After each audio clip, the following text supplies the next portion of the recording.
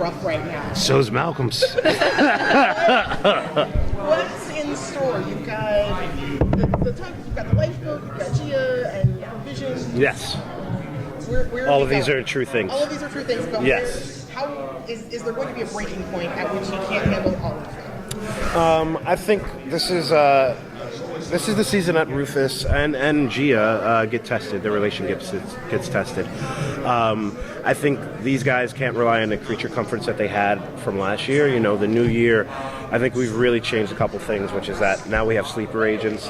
Now we are just sort of in the bunker now, and Gia's having these visions, and I think we're really sort of, where last year was about keeping time exactly the same, this year is about how time is changing and how we're kind of in this essentially an alternate timeline this season, and how that gets affected. This is the first time where the actual time team's memories get affected, and I think that's going to wind up coming into play in ways that'll be really interesting. If Rufus had one piece of advice for his friend Wyatt considering what's coming, what would he tell him? I think you just tell him, be honest, and just, tell the people I think if there's anything Rufus learned last season, it's to tell the people that he loves them. And I think he pretty much has that same advice for Wyatt, when near the finale last year, he basically told Gia, I wish I had been telling you I love you, and when she almost ended, he was able to tell her that he did. And so I think that's kind of just his advice and mantra for Wyatt in general right now, is just like, stop being such a hard ass and just tell her you love her,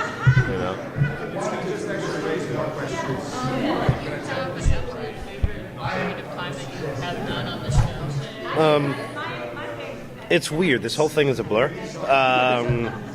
So it's like I didn't even realize what time periods I really liked until the end of last season. So I can't tell you what's happening. Plus, everything's a twist and a turn and a surprise here, so it's like hard to talk about it without like letting everything out of the bag.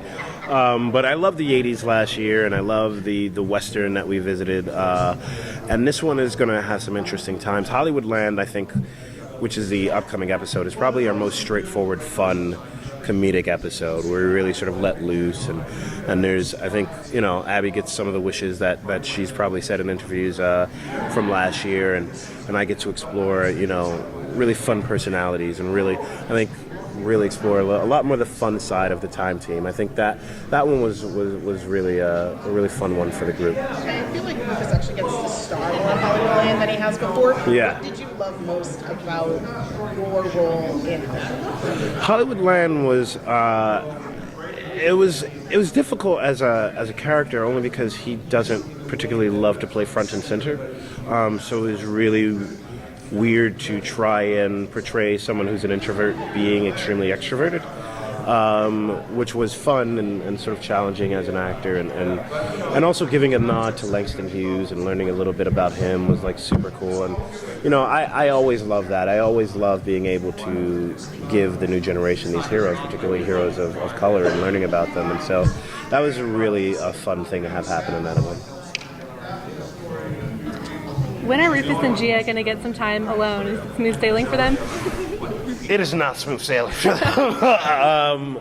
I think, it's cool because you see them as a couple, and I love seeing Rufus and Gia as a couple. I don't think you see characters like them portrayed particularly often and in love and fucking. So like that's kind of cool. But I think they're definitely going to be tested, and it's going to be, I think their relationship takes front and center in ways that you really don't expect. Yeah. Yeah. It's hard because they write twists at the end of every episode, and so like it's hard. I'm like until the commercials release, I'm like, okay, so that part. There you know. What time in history would you like to go to and maybe mess with history a little bit if you had your choice? If I have my choice, it might be the 80s, man. I kind of want to be there for the sort of, essential birth of hip-hop and the cool colors and the breakdancing and the really fun, hey, ha, hooba-da-pa-pa. Like, I really want to be a part of that. I just really want to beatbox for, like, Cool Herc or something like that. That is really an icon you look up to or want to kind of touch base?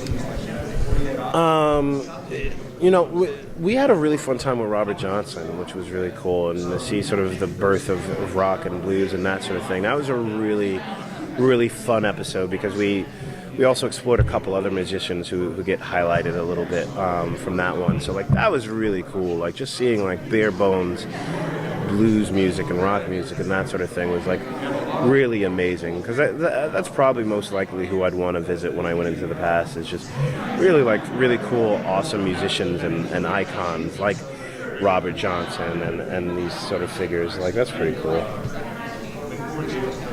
The fans of this show are rabid and Yeah. passionate.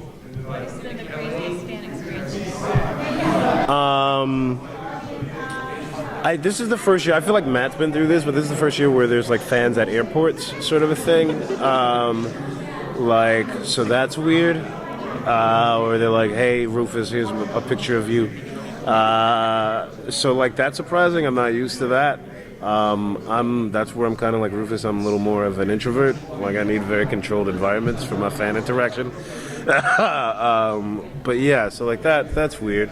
But like most of the fan interaction with this show is like such out of love and such out of a nerd heart that like it's very easy to be open to it. Do you have a pitch you want to make to Sean and Eric about where you'd like to go in season 3? Yes, I want to visit Young Prince, which I think is like that's a TV show I'd watch. It's just like Young Prince. And it definitely has to be a cartoon episode. I don't know why or how we do it, but it's definitely Young Prince, and it's a cartoon. I mean, Eric, someone showed just this Scooby-Doo episode. Yeah, they did like a Scooby-Doo Supernatural crossover, right? Like, yeah, so boom, do that. Sean, write the show that I'm pitching. I'll talk to him later. I'll talk to him. Write the thing. Hello. No, it's only Scooby-Doo. Yeah, it's just Scooby-Doo. Yeah, she's on it. Anything else? Like, what else? Hold on, let me see. Let me check my notes. I got a thing of what I'm allowed to say. I take notes on like the entire season. Yeah. So how do you feel when you keep having to go into all these historic places where black people are not wanted? Yes. It keeps happening. Yes. And I feel really uncomfortable for Rufus You should. every time it happens. What do you reach a point where Rufus has to say, can we just stop going to places where I'm going to get beat up or looked at? I always, then he'd never time travel. That's what it comes down to. I mean, and that's also like the interesting thing why I was really attracted to the part in the first place is that they're not afraid to run headfirst into it, and are also pretty subtle and smart about how to do it. I think the reason why the show is so successful at doing this is because, one, they want to talk about these things. I think, the problem with sort of time travel, and I've been a fan of everything from Quantum Leap to Doctor Who and all of these things, is that I think white writers are afraid to interject people of color because then they have to deal with issues of racism.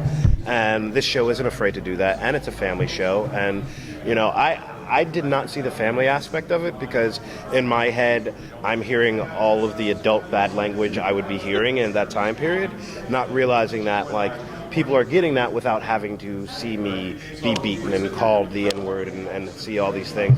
And also what's smart is that this is a group of writers it's a very inclusive writer's room. And so it's not a room where you feel like a lone voice or afraid to be your voice, you know what I mean? It's very hard to have talks about inclusion and diversity when you're literally the only person in that room. You don't feel empowered to talk about that. I feel like as the lone person of color or the lone woman or the lone anything, you don't necessarily feel empowered to talk about these things in a way that gets taken seriously. And I think because it is such an inclusive room, and because they do listen to us, they do listen when I talk to them about certain issues, not simply about race, but in terms of character as well, I think it winds up creating a more fruitful, more in-depth, three-dimensional series, characters, and a more interesting writing overall that, the industry is starting to realize that people do want to see all types of people and do want to hear voices, and they understand that there are dangerous times and there are things that happen. And so, black people existed before the 80s. Black people existed and had lives outside of just the civil rights movement. And we smiled. Like, At a time, even though there's no pictures in the 1800s of like anyone smiling, we've had in-depth. Despite all of that, we've created music and art and families, and so that was always an intention I had with the show, is to show how much breadth and depth of life there are for people of color throughout time. We're all set. Thank you. Pleasure, ladies. Guys. Oh, thank you. No problem.